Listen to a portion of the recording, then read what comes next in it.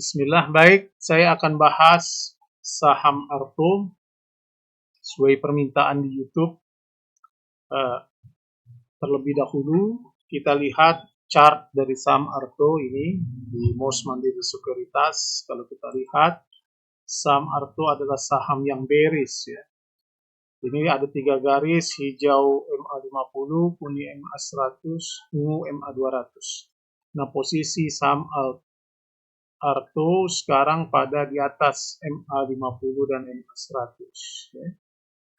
Nah, tapi secara keseluruhan kalau kita lihat dari Februari 2022 hampir setahun, saham ini pernah tertingginya di 16.000 dan sekarang pada 1.960 pernah ini posisi saham Arto. Jadi ini adalah saham bearish. Apakah ada kemungkinan reversal, rebound kembali untuk mencapai gap-nya atau tidak, kita akan lihat. Tapi terlebih dahulu kita kenali saham Arto ini. Bagaimana caranya? Ya, kita pertama lihat secara umum di KSE ya, Custodian Central Efek Indonesia. Ini adalah Bank Jago Tbk PT Arto Indonesia. Saya termasuk yang tidak trading di dalam saham-saham bank. Ya, karena saya ini soal ideologis, karena komoditasnya itu saya tidak trading pada yang komoditasnya uang. Nah, kalau kita lihat scriptless-nya tanggal 22 Juni 2023 itu 98,28% scriptless. Artinya hampir seluruhnya saham Arto ini diperdagangkan di stock market. Ada 13,6 triliun lembar diperdagangkan. Nah, kepemilikan lokalnya 62,88%, asing 35,40,40%. Ini yang dilihat chartnya pada posisi bearish ya. Terendah itu 1999. Nah, tapi kalau kita lihat kembali kepada chart, kita lihat dulu bagaimana asing.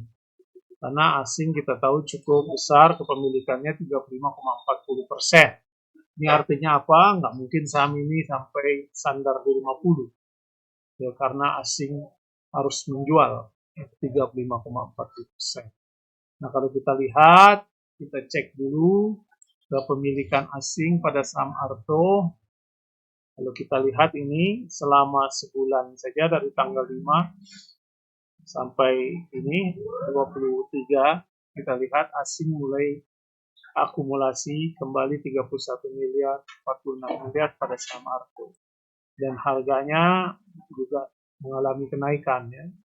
Pada tanggal 5 Juni 2.500, sekarang 3.110. Jika video ini dibuat pada jam perdagangan 23 Juni ya, kita lihat asing melakukan akumulasi. Nah, kalau kita lihat pada penutupan Arto 2022 kemarin Juni, kita lihat asing mulai banyak melakukan akumulasi dengan menggunakan broker JP dengan volume yang cukup besar ya.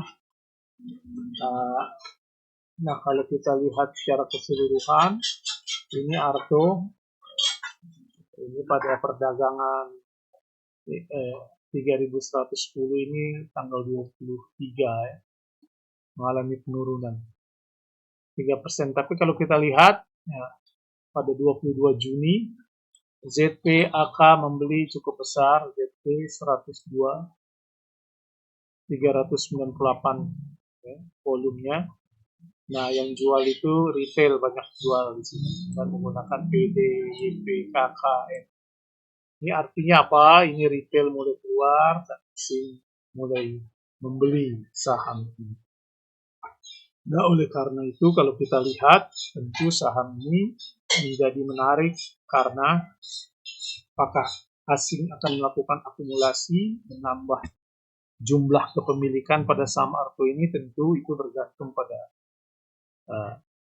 partisipasi ya investor asing.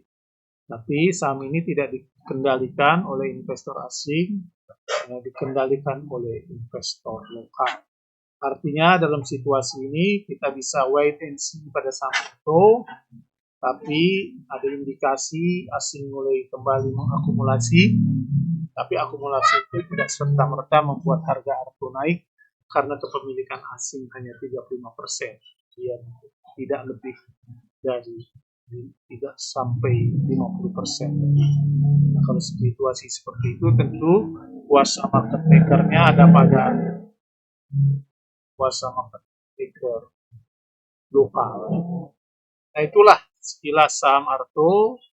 Kalau saya ditanya apakah saya akan membeli saham ini, tentu pertama saya tidak trading pada saham perbankan yang komoditasnya uang, tapi ini saham yang cukup menarik dan perlu ya, menarik ya untuk kita trading di dalamnya, karena pada posisi bearish apakah nanti akan kembali atau tidak tentu bergantung pada kuasa market maker, tapi sebagai indikasi awal asing akumulasi saham.